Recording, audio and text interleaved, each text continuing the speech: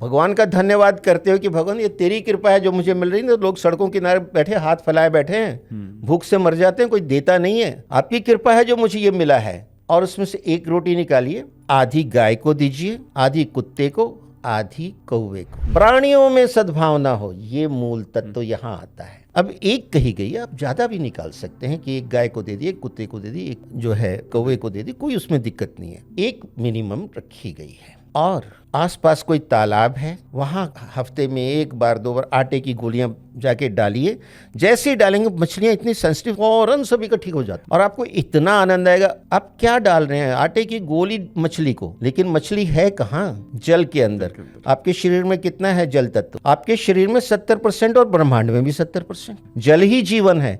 आप उनके साथ कनेक्ट हो गए, और ये भचक्र की अंतिम राशि मीन है। आप कहाँ कनेक्ट हो रहे हैं आपको समझ ही नहीं। आप कह रहे मैं तो दाना डाल रहा हूँ मछलियों को, इससे क्या हो जाएगा? आपका त्रिनेत्र खुलेगा जब आपको पता लगेगा कि क्या हो जाएगा। और ये सब मैनिफेस्टेशन के तरीके हैं। अब आप पक्षियों को दाना डालिए। अब आप जो जल तत्व से तो कनेक्ट हो गए मछली को, आपने पक्षियों को दाना डाला। पक्षी कहाँ जाते हैं? दाना खा के कहाँ उड़ते हैं? आकाश की तरफ। आकाश तत्व से कनेक्ट हो गए। पंच महाभूत तत्व क्या है? जल, वायु, अग्नि, धरती और आकाश।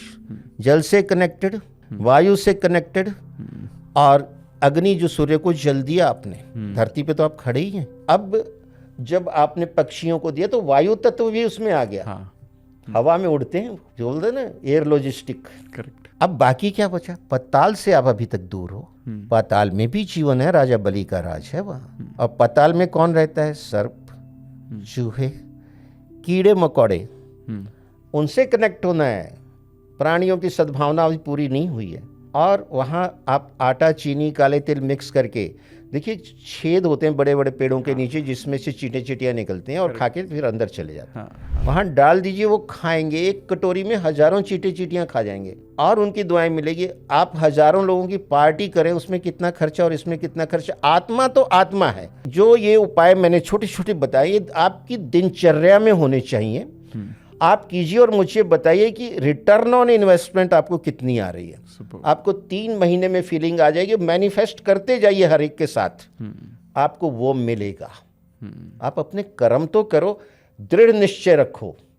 अगर नहीं भी मिल रहा है तो हिम्मत नहीं हारनी है, क्योंकि जीवन अनंत है। जब आत्मा अजर और अमर है, पुनर्जन्म होता है, तो जीवन अनंत नहीं है। क्या हमारी छोटी सोच है? हम 10 साल में मर जाएंगे, 20 साल में मर जाएंगे, फिर क्या होगा? कुछ नहीं होगा। सृष्टि भी ऐसे चलेगी और ज्यादा अच्छी चलेगी, और हो सकता है तुम्हें और अच्छा जन्म मिले। कर्म तो करो।